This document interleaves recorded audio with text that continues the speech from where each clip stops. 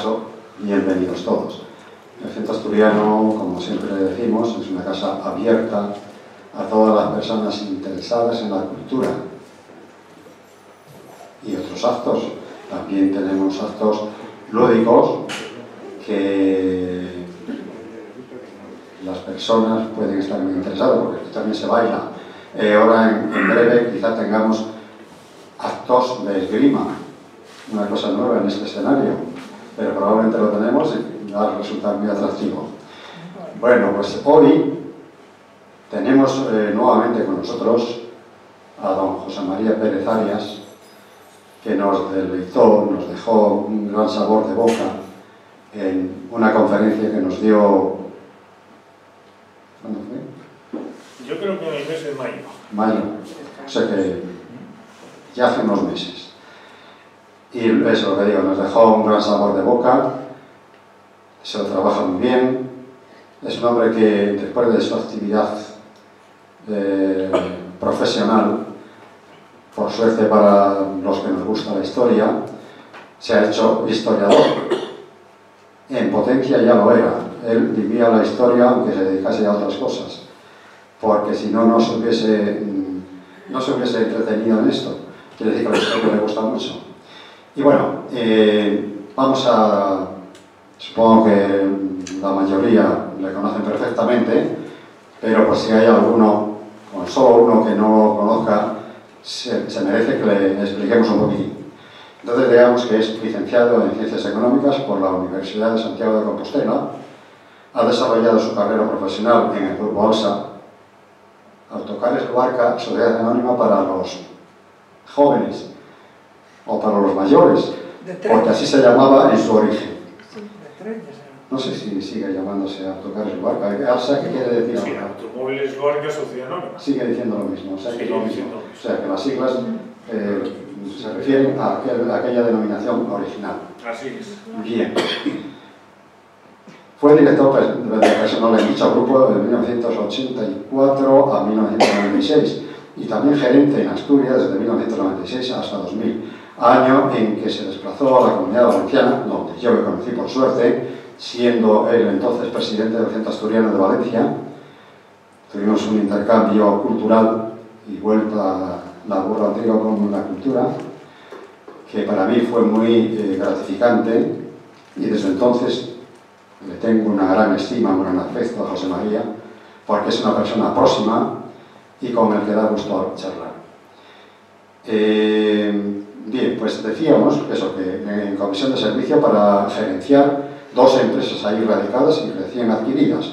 En 2005 regresa a Asturias, pasando a desempeñar sus cometidos profesionales en las áreas de infraestructura de transporte de viajeros en autobús, en las asociaciones patronales del sector, presidiendo una de ellas, y también ocupando diversos cargos societarios en empresas del Grupo ALSA radicadas en distintos puntos de España.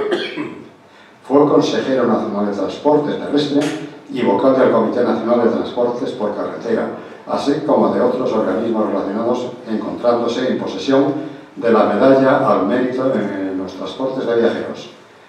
Actualmente se encuentra en situación de prejubilación. Ya estás prejubilado, ¿no? Así es. Qué bárbaro. ¿Cómo engañas? En el campo de sus actividades profesionales fue socio fundador y primer presidente del Centro Asturiano de Valencia, como ya hemos anticipado. Igualmente socio fundador y tesorero de la Asociación Ciudadanos por Asturias, colaborando activamente como socio con otros más, entre las que se encuentran los amigos del Museo Marítimo de Asturias, al que ha donado diverso material bibliográfico, editado y manuscrito. Igualmente colabora con los cursos de verano de la Granja en aspectos no académicos. Entre sus aficiones se encuentra la investigación de temas relacionados básicamente con las antiguas colonias y territorios africanos españoles, Guinea Ecuatorial, Guinea, Sahara, etc. Y actuales plazas de soberanía, Ceuta, Islas Chafarinas, etc.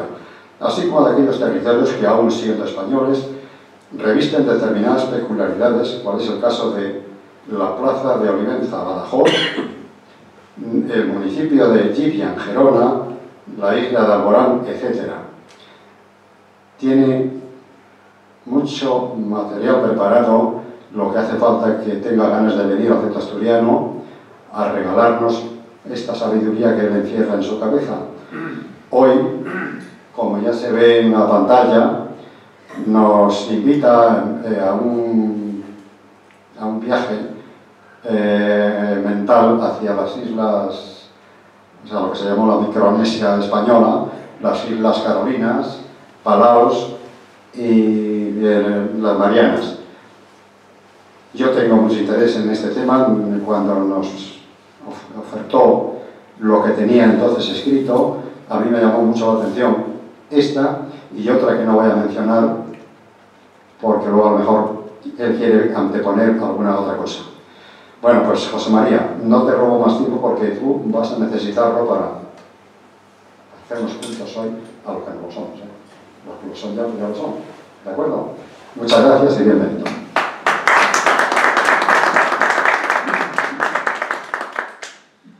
Muchas gracias. Buenas tardes a todos, señoras y señores, amigas, amigos. Muchas gracias, Andrés, por esa presentación tan generosa que has hecho y muchas gracias al Centro Asturiano de Madrid y a su Junta Directiva por la acogida que siempre tiene a todas las iniciativas de este tipo. Hace unos meses, al final de un acto similar, off the record, me preguntaba uno de los asistentes: oiga, ¿cómo es que usted, que no es historiador, que no es marino ni tiene nada que ver con la mar, se dedica a estas cosas? Bueno, como esa pregunta cualquiera de ustedes la puede formular, me la puede formular, yo les diré que en primer lugar esto me gusta porque es historia. Y la historia he tenido la suerte de que un profesor haya logrado calar hondo en la enseñanza conmigo. Quiero decir que la docencia, bien explicada, bien ejercitada, cala hondo en los alumnos. Y de aquí mi reconocimiento a todos los docentes. En segundo, esto es mar, está relacionado con la mar. Y aquí ya hay un vínculo de sangre, porque mi padre fue capitán de la Marina Mercante y en sus tiempos de la Milicia Naval Universitaria fue alférez de fragata. Consiguientemente, esa es la razón, o una de las razones fundamentales por las cuales estos temas recaban mi interés. En segundo término, y ya como fin del prólogo, hace prácticamente un mes, consultando un libro sobre un tema que estoy barajando su estudio, leía en el prólogo la siguiente frase: recordar las hazañas de nuestros antepasados, más que un derecho que les corresponde a ellos, es un deber que nos atañe a nosotros. Y añado, a los que estamos aquí, a los que vivimos ahora.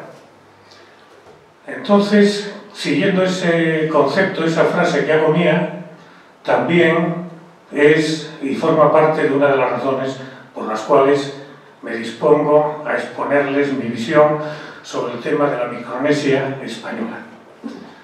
Vamos a retroceder en el tiempo hasta el año 1899, en que el Imperio Español había perdido ya sus posesiones en América y en Asia solamente le quedaban precisamente la Micronesia, compuesta por las Islas Carolinas, las Islas Palaos y las Islas Marianas. La Micronesia, debo decirles que es la zona occidental del Océano Pacífico, situada en el cuadrante que ven ahí, y que políticamente está formada actualmente por 8 territorios que son Kiribati, Palaos, Nauru, Guam, los Estados Federados de Micronesia, las Islas Marshall y las Islas Marianas del Norte. Pues bien, aquellos archipiélagos de las Carolinas que recibían tal nombre en honor del rey Carlos II el Hechizado, que aprovecho a decirles que su pintor de cámara era Juan Carreño de Miranda, avilesino por cierto.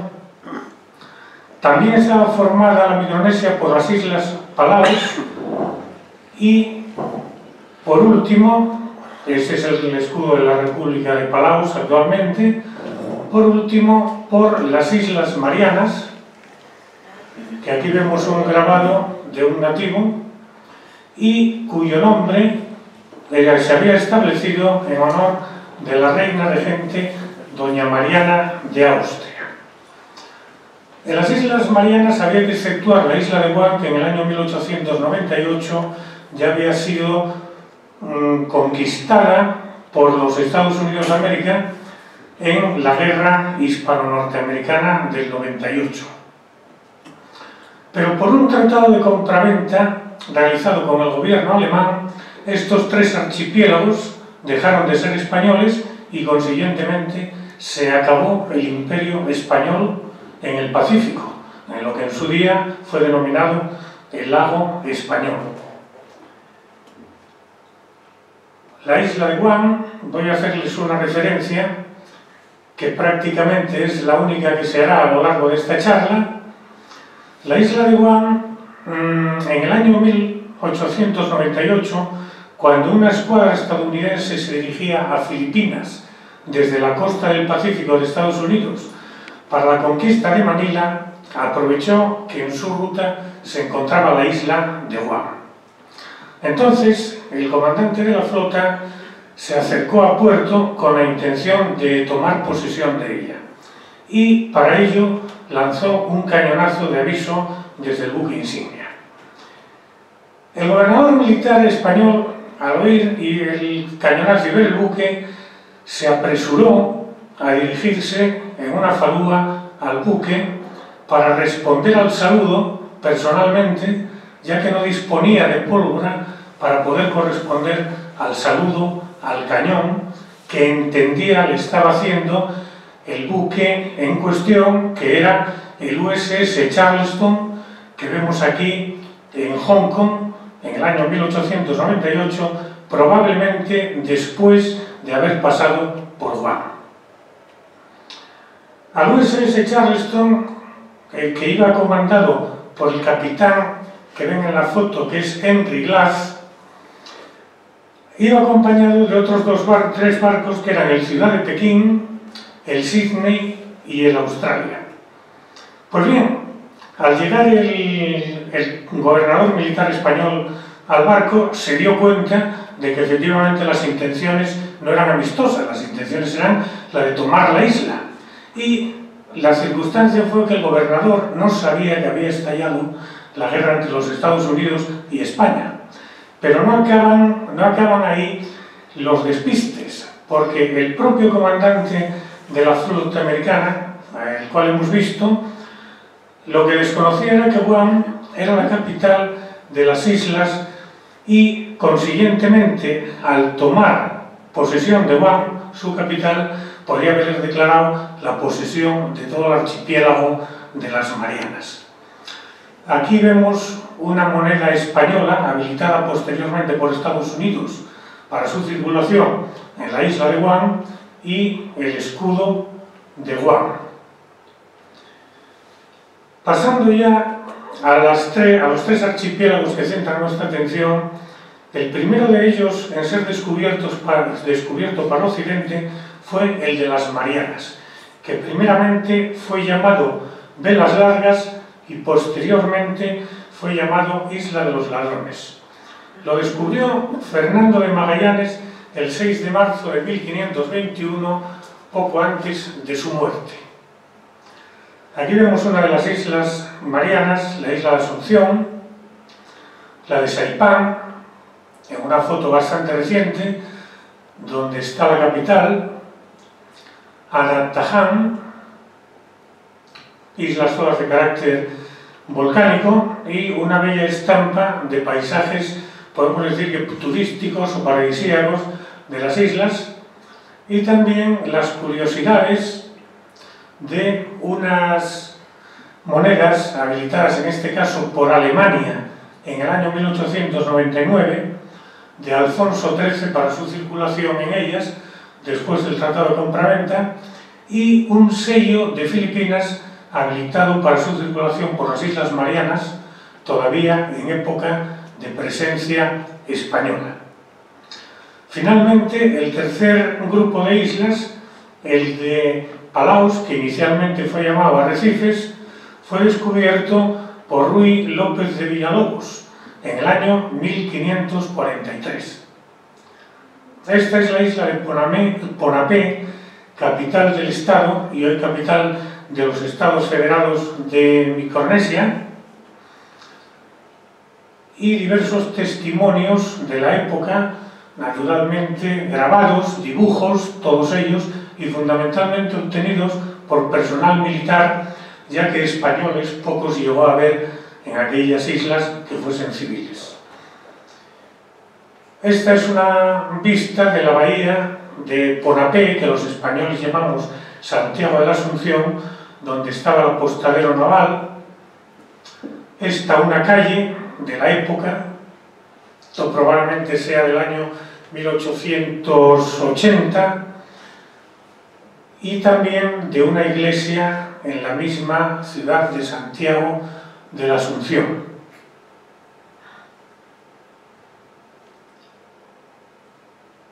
Ruy López de Villalobos, el que mencionábamos antes como descubridor de la isla de Arrecifes, de las islas de Arrecifes, y el grupo de las Palaus, lo vemos aquí, y aquí una vista de Coro, que es una de las islas de Palaus durante la Segunda Guerra Mundial, otra más reciente, y ahora diversas vistas de lo bonitas que son todas estas islas, particularmente algunas de ellas, que está de forma caprichosa en un subarchipiélago de las Palaus, llamado las Islas Chelbachev, y que esta figura es muy parecida a la peña que hay en la entrada de la Ría de Áviles, denominada Peña del Caballo. Posibilidades turísticas de las islas, que aquí se ven en otra perspectiva, y un islote que tiene una semejanza muy grande con el islote del Chumbo en la costa del Rif, muy cerca del peñón de Vélez de la Gomera, para quienes conozcan aquella zona. El lago de las Medusas es otra zona muy bonita del archipiélago de las Chelbachev, y la isla de Babeldaob, que es la mayor de todo el archipiélago y que se encuentra unida a la isla de Koror, que anteriormente hemos visto por un puente. Como decía, conocimiento de la vida de aquella zona, de los indígenas, de sus construcciones, etc., lo tenemos fundamentalmente por grabados. Aquí tenemos unos dibujos que un médico militar, don Luis de Cora, hizo en el año 1885, y que en primer lugar tenemos el camerino nupcial del reyezuelo de Palaus. En segundo lugar, el lado derecho, una vista parcial de dicho camerino. Vemos también un templo dedicado al dios de las Islas Palaus, un grupo de mujeres presenciando un baile de guerreros, la casa de los consejeros del reyezuelo de Palaus, soldados en un baile típico de carácter guerrero, nativos del archipiélago Palaus, aborígenes de la isla de Yap, que aunque no está en el archipiélago de las Palaus, lo ha dibujado el médico militar, y finalmente una casa destinada al retiro de mujeres enfermas. Quiere decirse que en esas culturas, y ya en el siglo XIX, finales del siglo XIX, había cierta dedicación, cierta consideración para los enfermos, con lo cual la seguridad social podemos decir que no es un invento occidental del siglo XX, sino que en el siglo XIX existía, y en unos ambientes totalmente distintos, culturalmente hablando, de los ambientes europeos.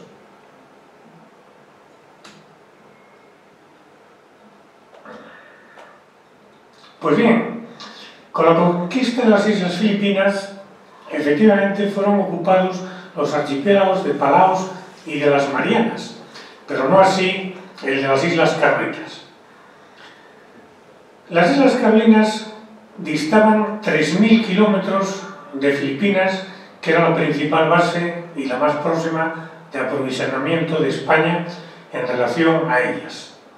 Pero no obstante, a que no fuesen ocupadas efectivamente y por lo tanto no fuese debidamente ejercido el derecho de soberanía, nadie puso en duda la soberanía española sobre las Islas Carolinas.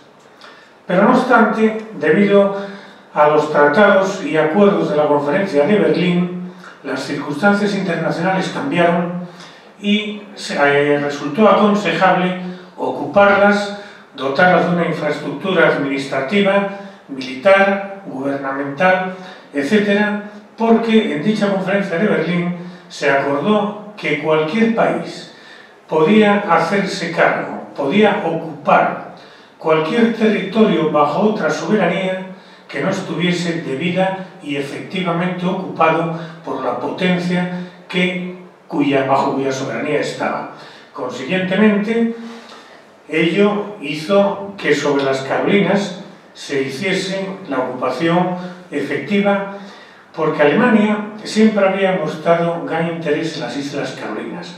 Incluso había intentado ejercer y establecer un protectorado sobre ellas, porque había muchos alemanes allí establecidos que mercadeaban fundamentalmente con la copra, que no es más que la pulpa seca de coco de la cual se extrae el aceite de coco, y que constituía un negocio importante.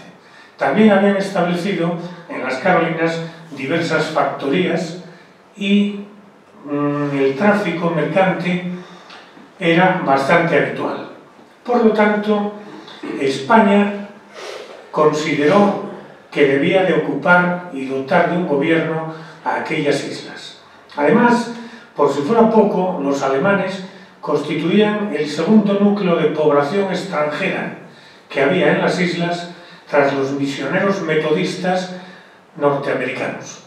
El metodismo es una variante del protestantismo que se encuentra muy difundida o bastante extendida por Alemania y por Estados Unidos de América. Perdón, por Alemania, por el Imperio Británico.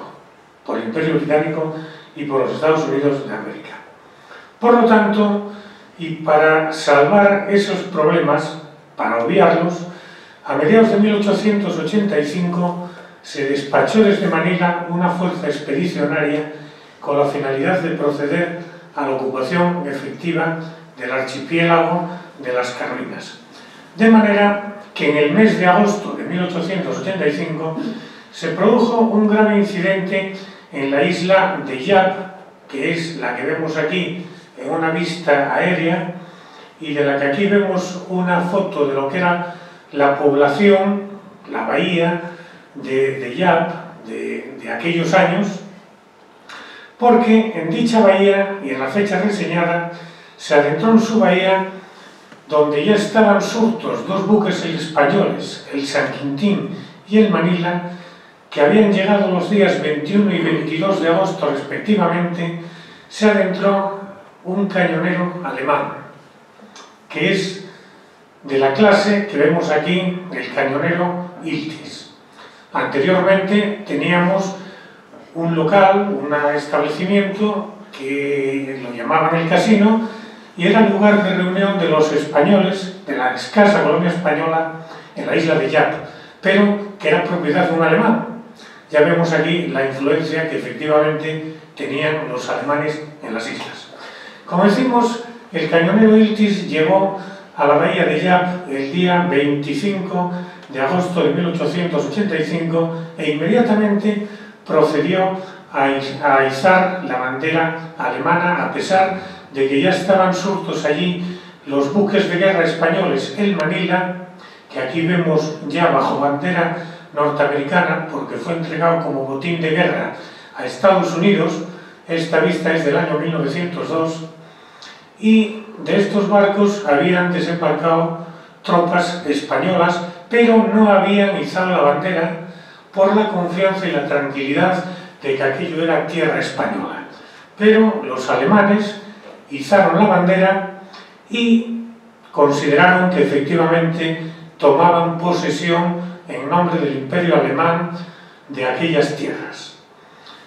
Cuando ellos izaron bandera, esta señora que ven aquí, que era una señora filipina, nacionalizada española, doña Bartola Garrido, se enfrentó, entre comillas, a ellos, esgrimiendo una bandera española, fue la única que lo hizo, y reclamando que la soberanía era de España y que no tenían derechos los alemanes sobre aquellas tierras. Esta señora acabó siendo funcionaria del gobierno español y fue traductora de los españoles, puesto que se había criado en Guam y conocía perfectamente todo el lenguaje de la zona. Consiguientemente, después de muchos dimes, diretes, tomas, dacas, los españoles, viendo que se estaba fraguando un incidente grave, decidieron optar por la vía diplomática en el sentido de desistir de izar la bandera española y reclamar diplomáticamente la soberanía española ante el gobierno alemán. A Madrid llegaron noticias del intento de ocupación alemana de las islas y la opinión pública se mostró absolutamente contraria. Hubo diversas manifestaciones, tumultos en Madrid, Barcelona, algunas otras ciudades, y se movilizaron, concretamente en Madrid, hasta 50.000 personas, según se dice en las revistas de la época, en contra de esa ocupación. Pedían una intervención bélica, pero el rey Alfonso XII, que era llamado el pacificador, hizo gala de su apodo y entonces optó por la vía diplomática. Sus intentos diplomáticos fructificaron. El gobierno alemán, del Imperio Alemán, desautorizó la actuación de su cañonero Iltis y de las tropas que desembarcó. Pero a pesar de todo ello, en este caso España tuvo una actuación muy diligente, ya que reclamó la mediación papal de su santidad León XIII, que era el papa de la época. Las mediaciones papales no han sido cosa rara ni infrecuente a lo largo de la historia. La última de ellas fue la que ejerció su santidad Juan XXIII, hoy canonizado, cuando en el año 1978 medió en el conflicto entre Argentina y Chile por la disputa del canal de Beagle, que estuvo a punto de costar un enfrentamiento bélico entre ambas naciones, y su mediación fue para remediar los desaciertos, un desafortunado laudo arbitral de la reina Isabel II de Inglaterra. Pues bien, la mediación papal no solo fue admitida por España, que la había pedido, sino que también fue admitida por el canciller Bismarck y, consiguientemente, en el Vaticano se pusieron a trabajar.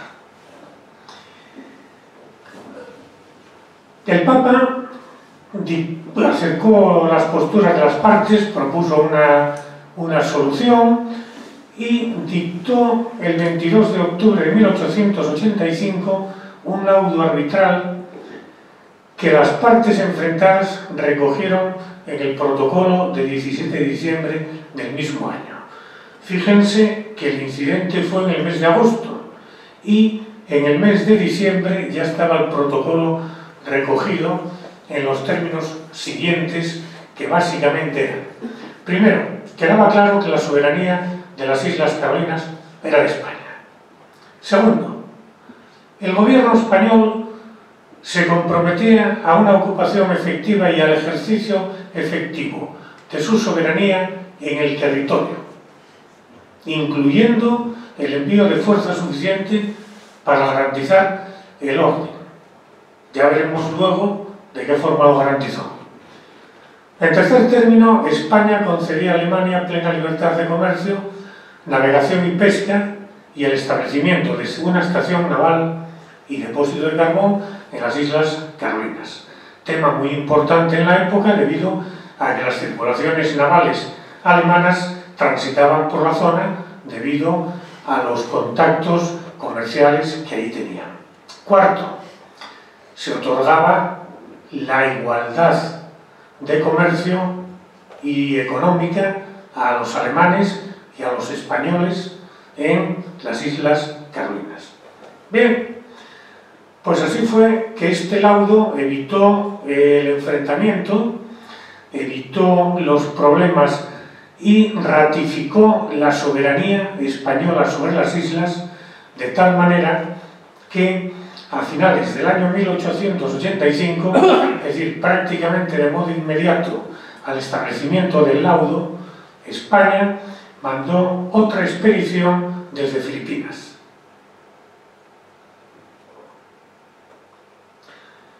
Esta expedición estableció la capitalidad en la isla de Ponape, que anteriormente ya hemos visto, y cuya capital la estableció en lo que hoy se llama Colonia, que anteriormente por los españoles fue nombrado, como hemos dicho, Santiago de Ponape, perdón, Santiago de la Ascensión. Aquí vemos una vista de Colonia en la actualidad y de Paliquir, la pista y el puerto y el aeropuerto de Colonia en 1970, y en Colonia se encuentran los restos del fuerte Alfonso XIII, construido por los españoles y que hoy en día es un parque público denominado Spanish Wall, en el cual hay un campo de béisbol que data de 1887 y tanto la muralla española como el Spanish Wall, el fuerte Alfonso XIII, son las primeras fortificaciones españolas que se levantaron en Micronesia. En el cementerio de Colonia hay muchas tumbas, muchas lápidas con nombres y apellidos españoles. Eso demuestra, por una parte, que ha habido muchos españoles que fallecieron allí por acciones bélicas, por enfermedades, etc. Y también muestra que ha habido mezcla de etnias, que ha habido mestizaje, cosa que no ha habido con los japoneses en los tiempos de dominación japonesa, que también la hubo, porque estas islas, estos tres grupos de islas, Alemania los perdió en la Primera Guerra Mundial en favor de Japón. Y tampoco hubo mestizaje en la época del dominio alemán. Hubo un presidente de los Estados Federados de Micronesia, apellidado Gutiérrez, allá por los años 90, lo cual pone de relieve un poco lo que decimos. Y es que en la Micronesia lo que ha habido y lo que España ha dejado fue la impronta de nuestro idioma a través del chamorro, que aún se habla en todas las islas marianas del norte, donde se pueden escuchar frases como Feliz Navidad, Nan Año Nuevo, que todos sabemos lo que quiere decir, y otras con claras reminiscencias españolas. Además, la numeración cardinal también guarda muchas similitudes. El 1 dicen un, el 4, 4, 5, 6, 9, 10. Numeraciones con claras reminiscencias españoles.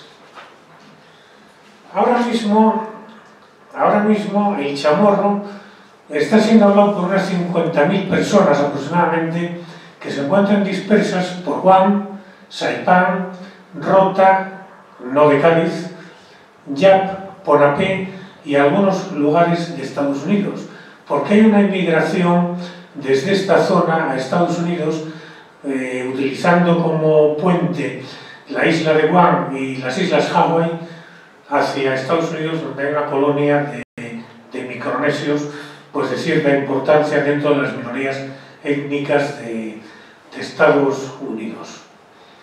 Aquí vemos el atolón Nucolu, que pertenece a las Islas Carolinas. Es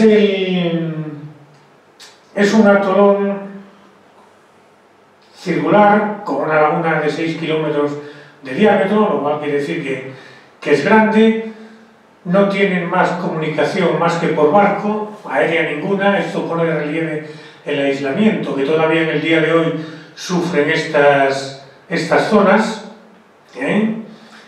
Y aquí vemos el poblado de Mucoro, un poblado, vamos, y una calle de allí, todo ello pues muy primitivo, como decimos en la actualidad.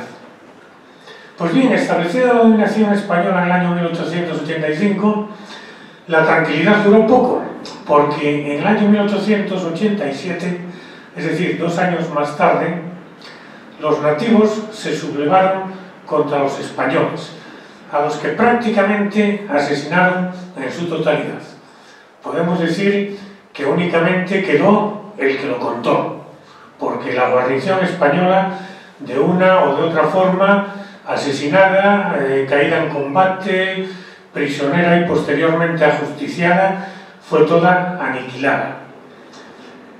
Así las cosas, una nueva expedición partió de Filipinas, logrando restaurar el orden que con alternativos periodos de tranquilidad y otros de hostigamiento se mantuvo y se prolongó durante la presencia española. En Ponapé, es decir, en Santiago de la Asunción, durante esta revuelta que les menciono, el día 4 de julio de dicho año 1887, el médico de primera de la Armada Española, don Enrique Cardona y Miret, que estaba destinado a la corbeta María Cristina, murió en combate cuerpo a cuerpo con uno de los nativos, o contra uno de los nativos, a los que el día anterior había curado en una tregua que habían mantenido y merced a la cual los nativos les concedieron 24 horas para poder aprovisionarse de agua. En su día, en Filipinas, se levantó un cenotafio en su honor, fue condecorado con la Cruz Laureada de San Fernando y, al marcharnos de Filipinas, este cenotafio se llevó al Hospital Militar del Ferrol del Caudillo y hoy en día está en el Museo Naval del Ferrol del Caudillo, expuesto a la vista de todo el público. La distancia que separaba y separa el archipiélago de Carolinas de las Filipinas, que ya hemos dicho, de 3.000 kilómetros, la dispersión geográfica de las por lo menos 350 islas importantes, no hablamos de las pequeñas, que lo integran y que se desparraman sobre una superficie marina de alrededor de casi 2 millones de kilómetros, fíjense, casi 4 veces la superficie de España.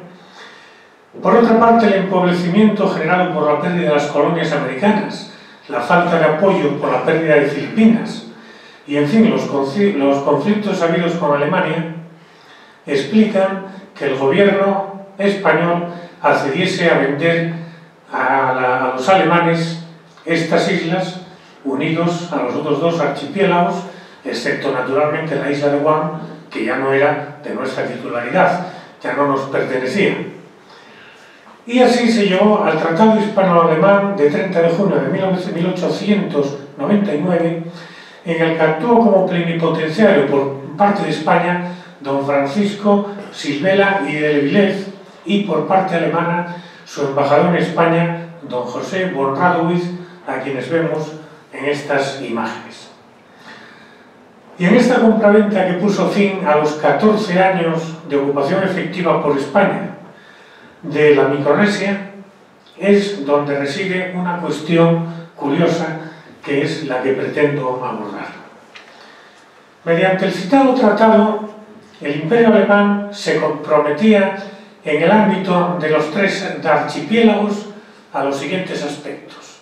Primero, a una igualdad de derechos para las órdenes religiosas, tanto alemanas como españolas, que allí se establecieran o estuviesen establecidas.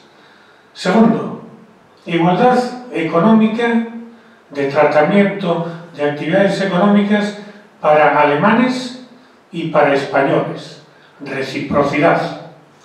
Tercero, derecho al establecimiento y conservación de España de un depósito de carbón en cada uno de los 3 archipiélagos.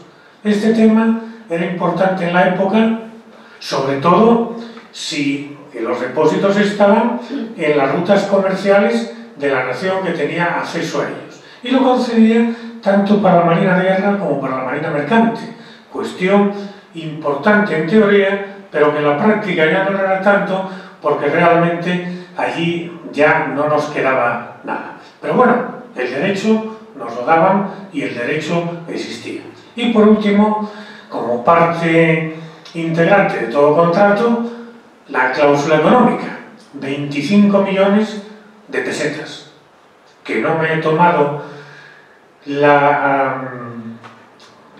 cuestión de calcular, de actualizar los 25 millones de pesetas a fecha de hoy, pero sí tengo la equivalencia de 17 millones de marcos de la época, lo cual quiere decir que la paridad de la peseta con respecto al marco siempre estuvo por debajo. Siempre el marco fue una moneda superior, de más peso que la española. Bien, dado el tema de la compraventa, se produjo la entrega de las islas a Alemania. Aquí vemos una fotografía de la época de la entrega en la isla de Yap. Como el archipiélago de las Carolinas era tan grande, se hicieron otras entregas. Este fue el último acto de entrega, el que tuvo lugar el 3 de noviembre del año 1899 en la isla de Yap. Y a la izquierda de la imagen están formadas las tropas de marinería española y a la derecha tropas alemanas. Si se fijan, la uniformidad de las tropas españolas no difiere sustancialmente de las que hoy en algunos actos tienen los marinos de guerra españoles. Esta es la misma vista por detrás y en la que se ve la casa del gobierno y el arriado de la última bandera española en las Carolinas. Por lo tanto, tiene un valor testimonial importante. Bien, entregadas las Carolinas, fijémonos en la delimitación geográfica que tenían estas. Según la cartografía española, el territorio de las Islas Carolinas estaba comprendido entre los meridianos 141 y 164. Prácticamente esa delimitación era la misma que marcaban la cartografía inglesa y la francesa, con la particularidad de que estas dos últimas incluían en todo o en parte territorios de las Islas Palaos.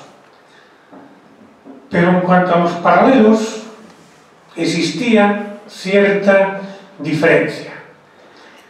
Esta es la cartografía inglesa, que en lo que hace a paralelos establece la latitud 5 grados norte y 10 grados norte, y la francesa 5 grados norte, igual que la inglesa, pero aumenta 1 grado hacia el norte. Por lo tanto, las superficies, las delimitaciones no son las mismas, pero todas ellas estaban dentro de los límites reconocidos a la Micronesia española.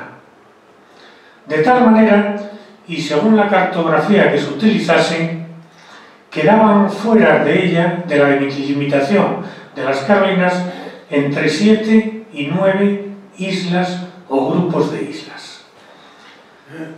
Los grupos que aparecen subrayados en amarillo son comunes a las 3 cartografías, que como vemos son todos los que aparecen, como digo, en amarillo. Y es importante fijarse en ellos y tener en cuenta los marcados en rojo, porque los marcados en rojo son comunes, aparecen en todas las cartografías.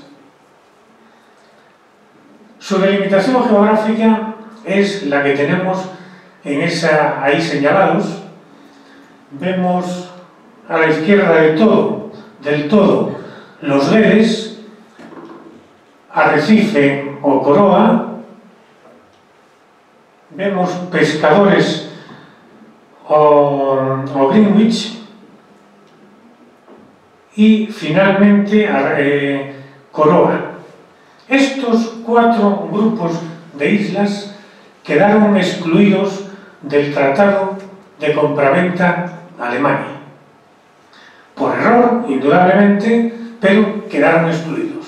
Por lo tanto, puede argumentarse que no formaban parte del contrato de compraventa. Vamos a ver cada uno de ellos. En primer lugar, Mapia o Guedes. Mapia o Guedes es un atolón formado por varias islas y que está rodeado de un arrecife cuasi circular y que está situado a unos 200 kilómetros al norte de la península de Vogelkop y de las islas Schouten. Tiene otras muchas denominaciones, fueron muchos los navegantes que pasaron por allí, cada uno lo llamaba de una forma. Mapia Reef, Mapia Atoll, Islas Freewill, Pegan, Islas Davis o Islas San David. Actualmente la administración indonesia es la que detenta su soberanía y es conocido como Kepulauan Mapia o Mapia Atoll. Aquí vemos otra vista de uno de los islotes del atolón. En su obra Estudios sobre las Islas Carolinas, Gregorio Miguel, que fue socio y miembro de la Real Sociedad Geográfica, por lo cual merece todo tipo de crédito, escribe en 1887 que las Guedes son un grupito de islas, cito textualmente, que se compone de un arrecife de forma casi circular que abarca una extensión de 700 kilómetros cuadrados, dentro del cual se elevan 5 islas. Todas son bajas y cubiertas de cocoteros, ofreciendo la particularidad de estar habitadas por raza cobriza, a pesar de su proximidad a Papúa o Nueva Guinea, donde domina la raza negra. Él mantiene que están situadas entre los 140 grados 30 minutos y 140 grados 47 minutos de longitud este y entre los 0 grados 47 minutos y 1 grado, 8 minutos de latitud norte.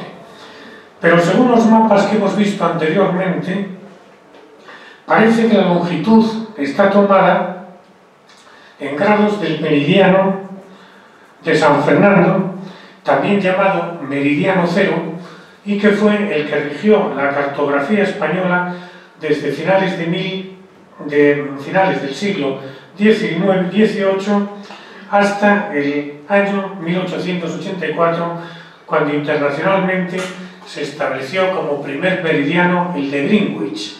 Quiere decir aquí que sobre la ubicación que vemos en el mapa, la ubicación que da don Gregorio Miguel, puede haber diferencia de 6 grados, 17 minutos, 15 segundos que oeste, que es la que hay entre una y otra sistemas de medición. No obstante, del tema ubicación, del tema coordenadas, no les voy a hablar más para no dar pie a marearnos, porque son unos datos más bien técnicos que no hacen mucho al caso.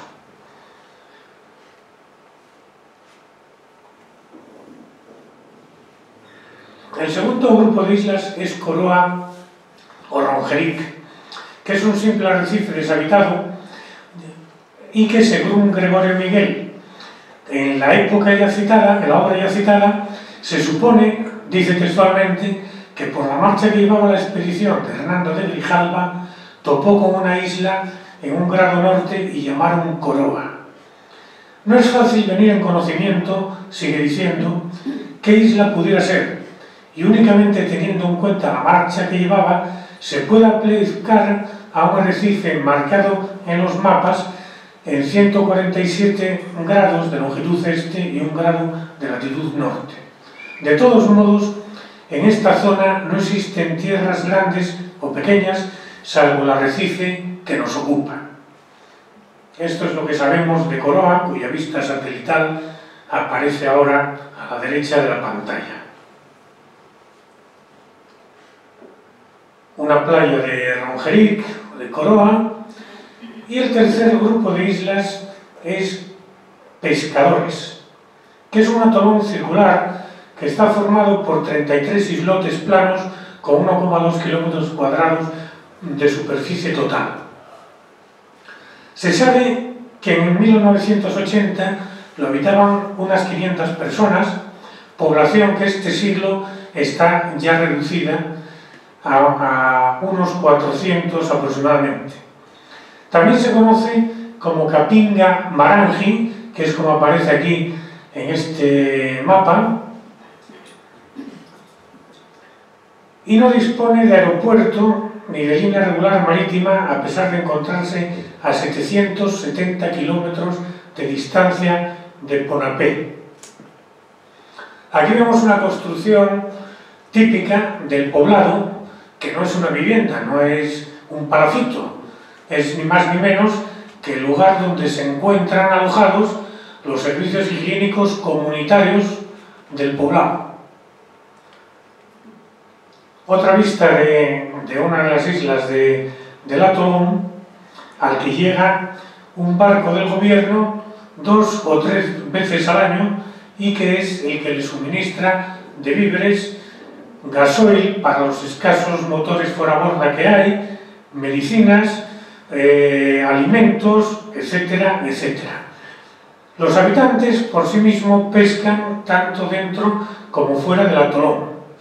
Cultivan algunas plantas como el taro, que es su base alimenticia, es un tubérculo que constituye su base alimenticia fundamental, los cocos, y para la construcción de sus casas usan materiales vegetales y el combustible primario es la cáscara seca de los cocos.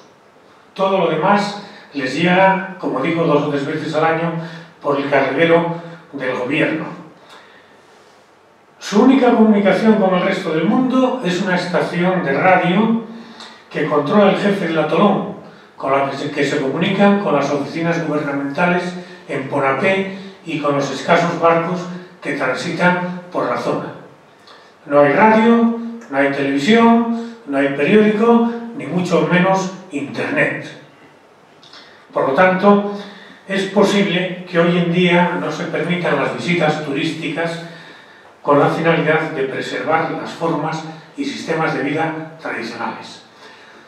De este grupo de islas tenemos información merced al periodista Paco Nadal, que en su día hizo un viaje y escribió algo sobre él y tardó 14 días en llegar desde Madrid, teniendo que hacer el último tramo en un yate privado que tuvo que alquilar por falta de comunicación. Gregorio Miguel, el geógrafo que indicábamos, describe y dice que solamente se puede aplicar por deducción el atolón de Pescadores a la isla de Greenwich, que está situada en las coordenadas que cita, y que es un pequeño atolón con vegetación y habitado que los indígenas llaman Kapinga Molang y que en algunas cartas figura con el nombre de Piguirán. Como decíamos, cada navegante le ponía un nombre. De ahí la dificultad que hay para identificar muchas de estas islas. Nueva vista general del atolón, un poblado de Kapinga Marangi, una vista en un atardecer, y con esto vamos a ir finalizando con Kapinga Marangi, pero no sin antes decir que el 28 de marzo de 1944 el atolón fue cañoneado por el destructor de la clase Fletcher USS Johnston que ven en estas imágenes. La clase Fletcher fue un tipo de buques norteamericanos desarrollado durante la Segunda Guerra Mundial, de la que se construyeron 175 unidades. La última estuvo en servicio en la Armada Mexicana hasta el año 2002 y España tuvo 5 unidades de este tipo que fueron bautizados como Lepanto, Almirante Fernández, Almirante Valdés, Alcalá Galiano y Jorge Juan.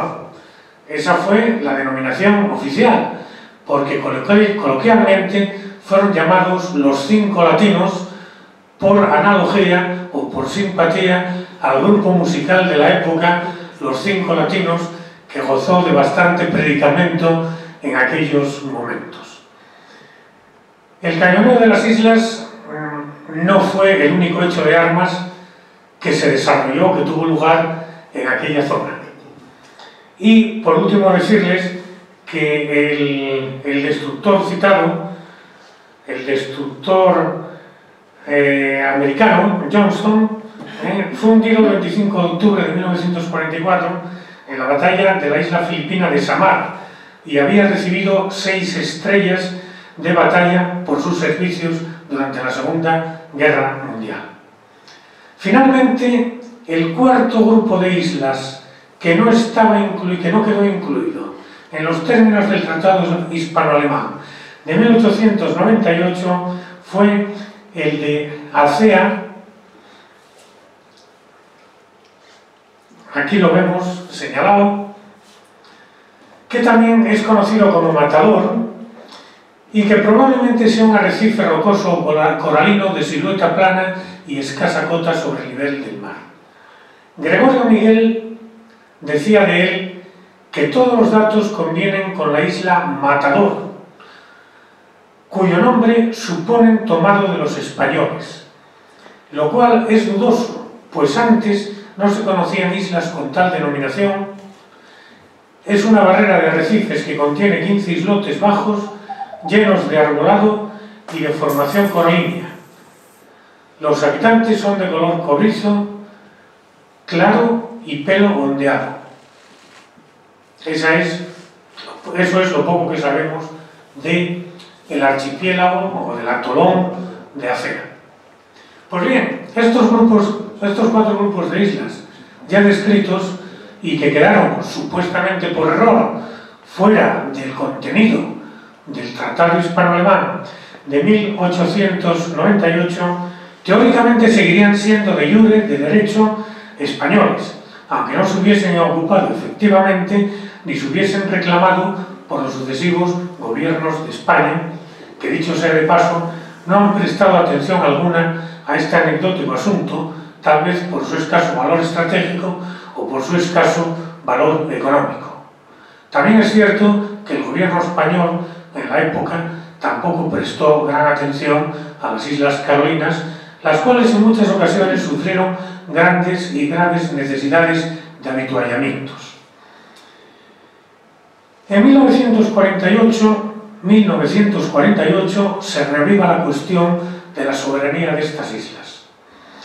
El Consejo Superior de Investigaciones Científicas, a través de don Emilio Pastor y Santos, profundiza en el tema. Este señor, don Emilio Pastor y Santos, era un bilbaíno de familia marinera. Este señor, siendo grumete y haciendo su servicio militar en Marina, participó en la expedición del coronel Capaz en el año 1934 para la toma efectiva de Ifni, que a pesar de que teníamos derechos, no los teníamos ejercidos, y fue el coronel Capaz en esa expedición en la que viajaba de grumete este señor, hizo la ocupación efectiva del territorio. Posteriormente, don Emilio Pastor se licenció en Filosofía y Letras, fue profesor de Cultura Religiosa Superior y presidente de la Hermandad Hispano-Filipina. Pues este señor, en su libro Territorios de Soberanía Española en Oceanía, editado por el Consejo Superior de Investigaciones Científicas en el año 1950 y todavía consultable, asequible en las bibliotecas españolas, en algunas, no en todas, sostiene y mantiene que las citadas islas son de soberanía española, pertenecen a España. Igualmente que hay otros estudios que también lo mantienen. Probablemente se refiera a las reivindicaciones de España que es el título de un libro de José María de Areilza y Fernando Castilla, que habían escrito unos pocos años antes. También mencionan la españolidad de esos 4 grupos de islas.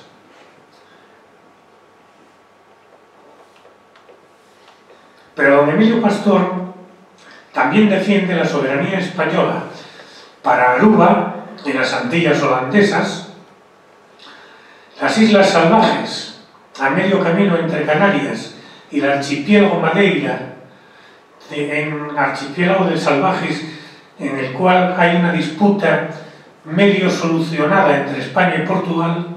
España reconoce, o ha reconocido por fin, la soberanía portuguesa, pero no reconoce aguas territoriales, en parte por la riqueza que pueden tener en petróleo, en yacimientos petrolíferos, y en parte porque no tienen la consideración de islas, sino islotes, y por lo tanto no tendrían derecho a aguas territoriales.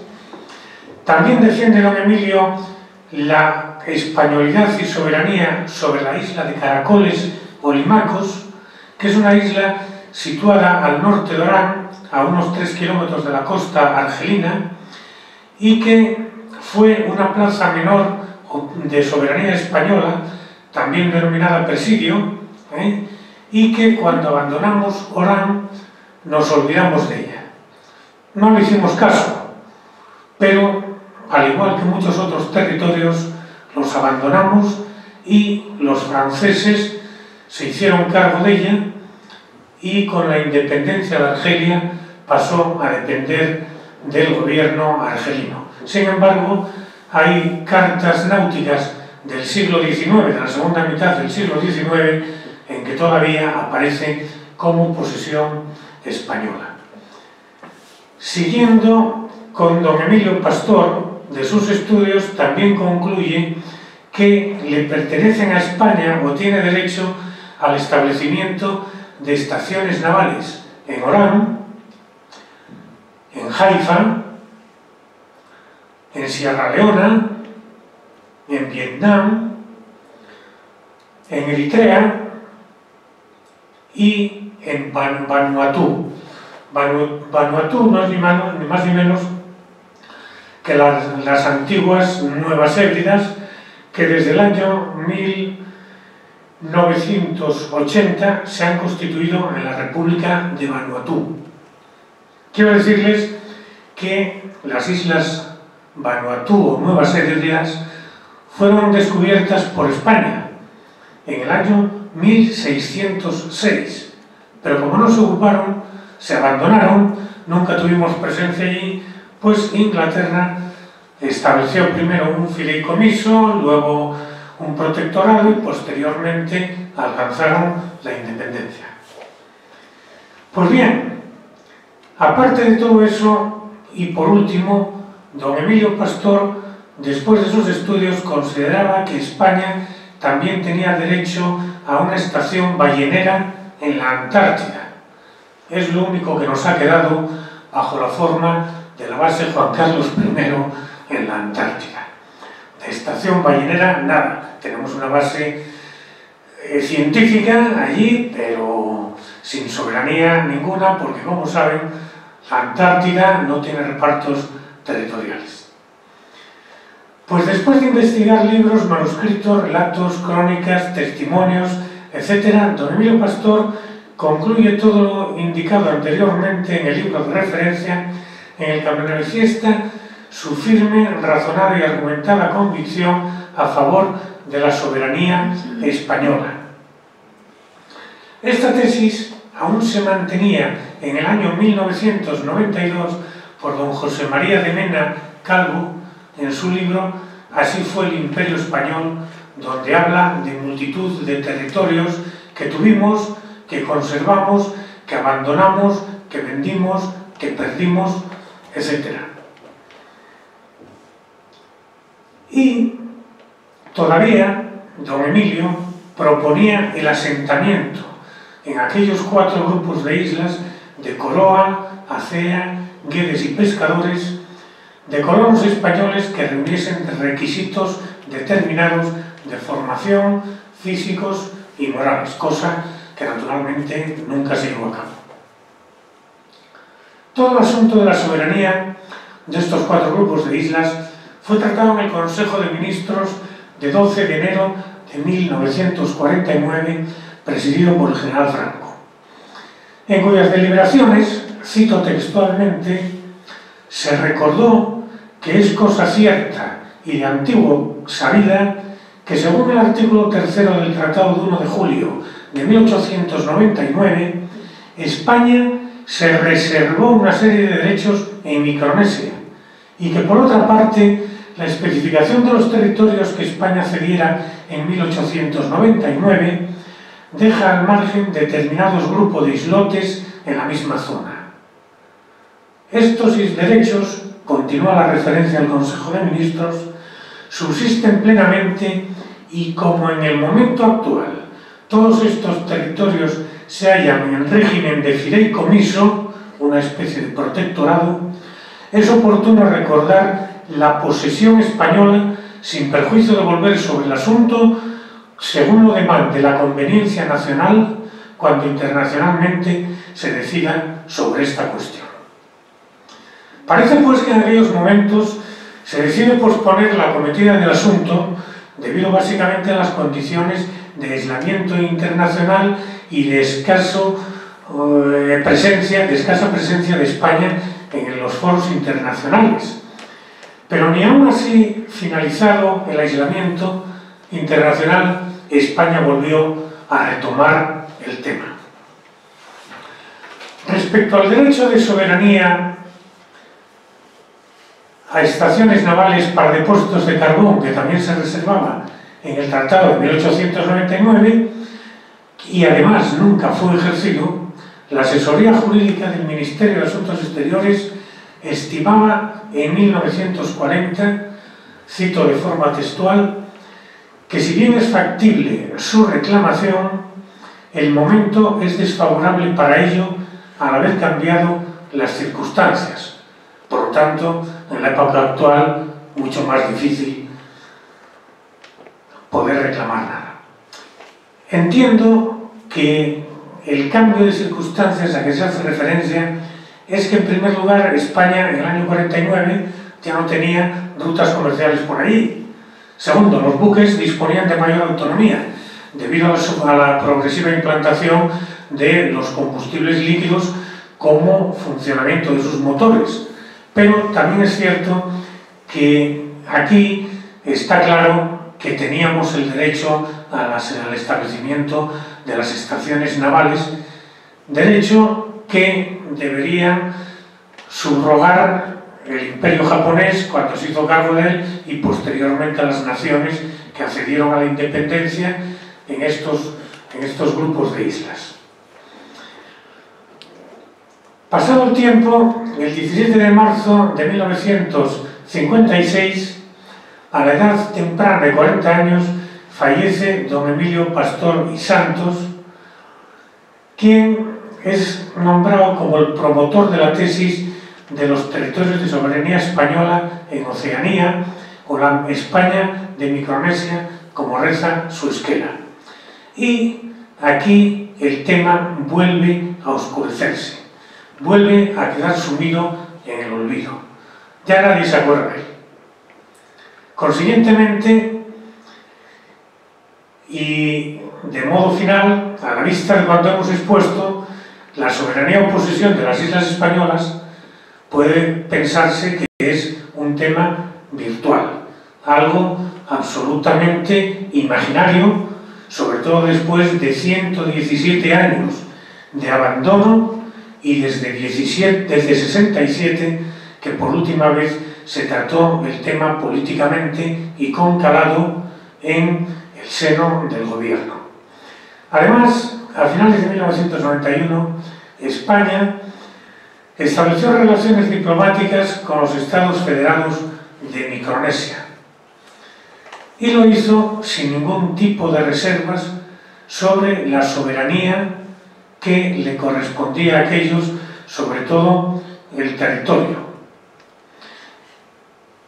Y mucho más recientemente, como que hablamos de abril de 2014, hace 2 años y medio, el Gobierno de España, en sede parlamentaria, ha expresado, y sigo citando textualmente, la ausencia de soberanía española alguna sobre las citadas islas de la Micronesia española, y en todo caso, de haber existido, ha habido una renuncia unilateral expresa de España. Esta es la síntesis de la respuesta del Gobierno a la pregunta formulada por el diputado de Amaiur, Jon Iñárritu García, como hemos dicho, en el año 2014.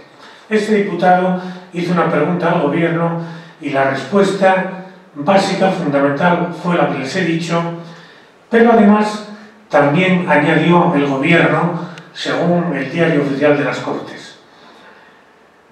La interpretación más lógica del Tratado de 1899 entre España y Alemania es que ambas partes tenían tan claro que lo que se estaban transfiriendo eran todas las posesiones que aún conservaban el Pacífico, que no se consideró necesario hacer una delimitación geográfica tan precisa como en 1885, el año del laudo arbitral del Papa.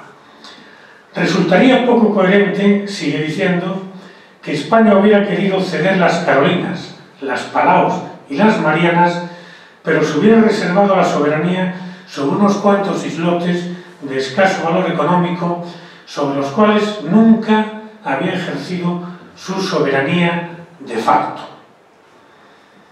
En la actualidad, pero en la virtualidad de Internet, existe el estado de Océana. El estado de Océana, para que vean y juzguen, se autodefine como un estado posmoderno, físico, patafísico, virtual y mental, que aspira a ocupar su lugar entre las naciones del mundo. O sea, que estamos hablando de una entelequia total, absoluta. Y ese estado de Océana, según su teoría, no sería ni más ni menos que las islas y arrecifes que hemos citado dentro de los 4 grupos de islas mencionadas, ¿no?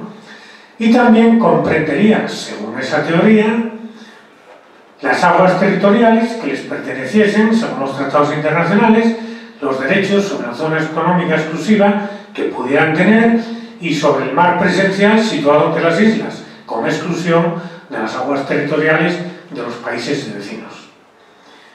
De tal y virtual forma, esta micronación, es decir, la equiparación de una nación con el bono basura, permítaseme la comparación, denominada Estado de Océana, también vendría a suceder al Reino de España en los teóricos derechos retenidos en el Tratado Hispano-Alemán de 1899 para la instalación de una estación naval en cada uno de los archipiélagos de las Carolinas, Marianas y Palaos.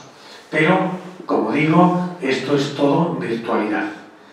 Y siguiendo con virtualidad, un señor llamado don Augusto Prieto Fernández, el 14 de noviembre de 2012, proclama la independencia respecto de España del Estado de Océana.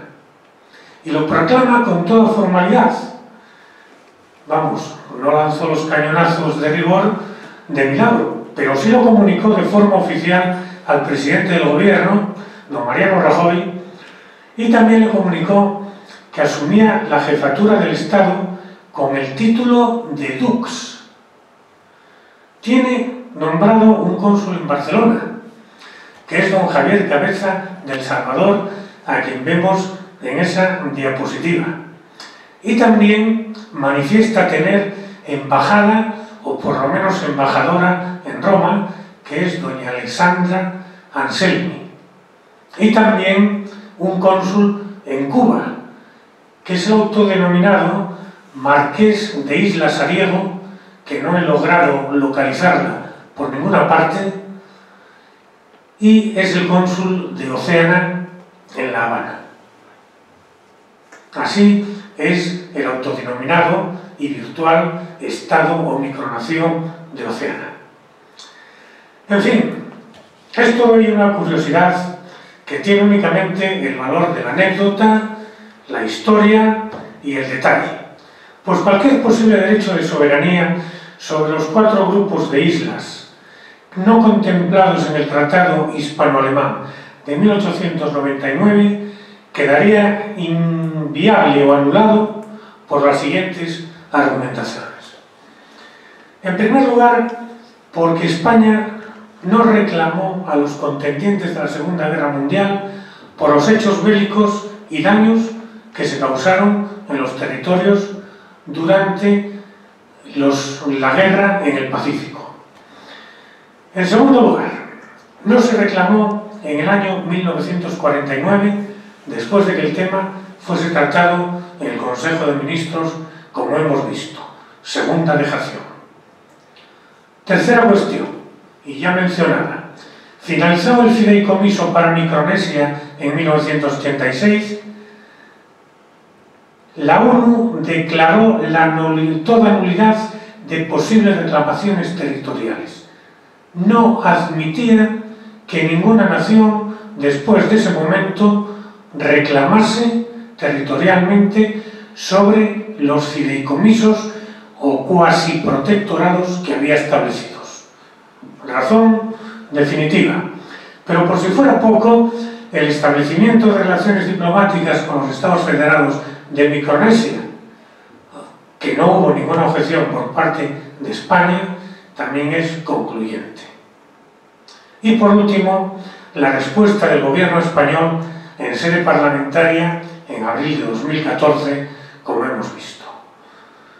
Por lo tanto, hoy en día no caben más que teorías que considero que no tienen viabilidad ninguna, más que lo que es la pura anécdota y lo que en algún momento quedó fuera de algún tratado, pero que hoy ya no existe ninguna viabilidad, ninguna posibilidad de reclamación ni ninguna realidad.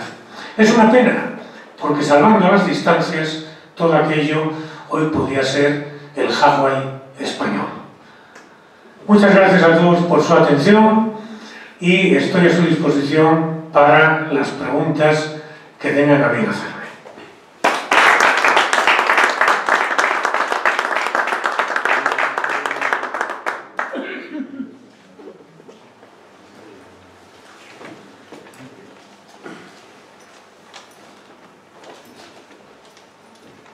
Una pregunta, sí. Bueno, te agradezco la exposición que ha sido ilustrativa y a mí me ha aportado mucho porque ignoraba todo lo que has dicho completo. O sea, sabía que la Micronesia había sido en su día de soberanía española, puesto que fue tomada parcialmente o la soberanía por Magallanes y Juan Sebastián Elcano, a partir de Filipinas, que cuando muere Magallanes, ahí. Pero lo demás, nada. Entonces, bueno, pues me ha gustado, me ha resultado muy interesante, además lo has hecho con precisión, con datos, de forma científica, metodológica y además ameno. Yo, más que la pregunta, era un poco esto último, esta anécdota que nos has contado, con la que has concluido tu intervención, José María, es Amaiur era el precedente de Bildu, ¿no? Si no recuerdo mal. Sí, efectivamente, así era lo que ocurre, que bueno, pues... Pues yo creo que esto lo que quería hacer ahí era una especie de Estado que no tenían aquí, o hacer un paraíso fiscal, porque estas cosas, tener además fíjate dónde lo tenía, en Cuba el cónsul, en el Vaticano a otro cónsul, y esas cosas, aunque sean simbólicas, lleva su coste, lleva a poner de acuerdo a la gente, tú vas a hacer esto, ¿y quién financia eso? Y entonces eso no se financia por hacer una gracieta. Yo creo que es decir, oye, tú tiras por aquí a ver lo que sale, y siempre en la Asamblea General de la ONU podemos reivindicar, que allí todo es reivindicable y todo tiene su precio, pues a lo mejor, fíjate, como ahora todos los paraísos fiscales ya van a desaparecer, ¿no? Porque ya está cada vez, hay menos, todos van objeto de seguimiento, pues sale uno nuevo, que como no están los tratados, pues sigue, ¿no? Es la anécdota esa, yo creo que es una anécdota curiosa, además es un buen broche a tu intervención, pero vamos, yo creo que inocente nada, es mi impresión. No, efectivamente, es lo que tienen las micronaciones, ¿no? Las micronaciones tienden a la creación de paraísos fiscales y, bueno, pues a lo mejor a obtener alguna ventaja que son pocas, en definitiva. Pero, claro, ciertamente lo que dices tiene razón, es un tema muy desconocido. No sabemos que en el año 1990 falleció el último sacerdote español en la Micronesia, que era un vasco del Queitio, el padre Vizcarra, que llevaba 40 y tantos años allí y que a su entierro fue el presidente de los Estados Federados de Micronesia. Y bueno, todas estas cuestiones no están divulgadas, no son conocidas, y bueno, pues como decía antes, es labor o obligación de quienes estamos ahora aquí, de quienes estamos en este mundo, presentes, recordar las cuestiones de nuestros antepasados. Eso es muy importante. Andrés, ¿quieres alguna cuestión? ¿Nadie más? Sí. Felicitar al conferenciante por la brillante exposición. Y yo quería dos preguntas de datos, a ver si me pudiera resolver. Entonces, actualmente, estos tres archipiélagos, ¿qué soberanía tienen? Porque luego creo que las Marianas del Norte son de Estados Unidos o tienen algún tipo de relación. O sea, Sí, vamos a ver. Esa es la primera. Esa es la primera pregunta. Bien. Y la segunda es, ¿en qué archipiélagos hubo efectiva colonia o asentamiento? Y me imagino que solamente en un periodo muy breve, ¿no? A raíz de la obligación, por si también podía concretar qué años hubo un asentamiento y en qué islas. Sí, efectivamente, toda esta multitud de islas que componían la Micronesia española, ahora mismo, como dije, están integrados en 8 territorios que son Kiribati, Palaus, la República de Palaus, Nauru, Guam, Estados Federados de Micronesia, las Islas Marshall y las Islas Marianas del Norte.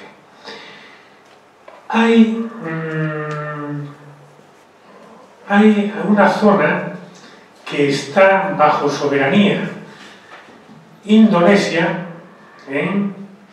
y que es el archipiélago de las Ledes. Todas las demás están práctica y básicamente dentro de los Estados Federados de Micronesia.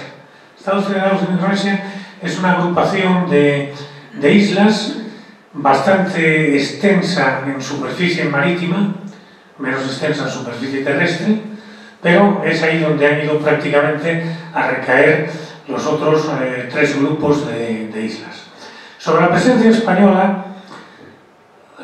española efectiva en las Carolinas fue durante 14 años. Anteriormente hubo visitas cada año o una vez cada 2 años. Por algunas islas iba un cañonero, iba un buque auxiliar, tomaba medidas, levantaba cartografía, cosas similares, pero lo que es presencia efectiva, organización administrativa, política, militar, religiosa, etc., no existía.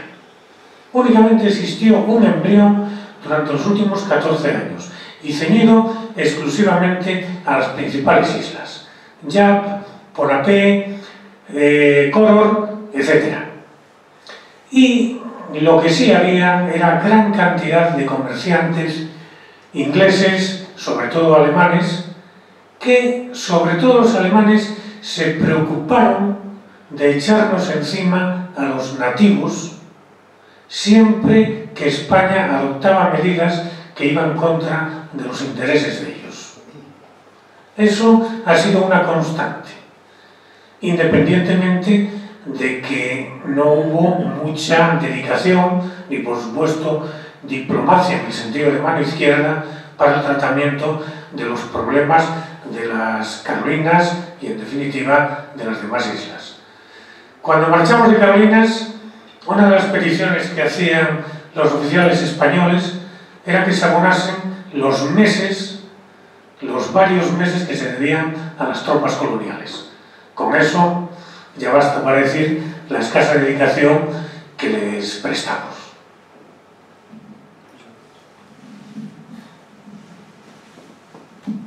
¿Alguien más?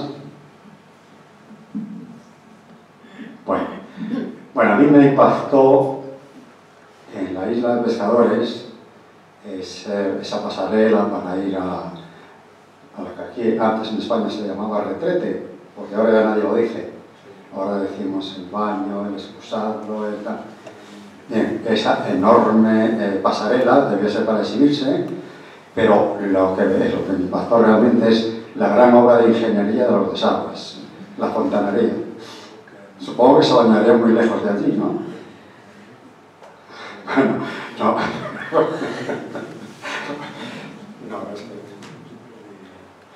Aquello funcionaba por gravedad.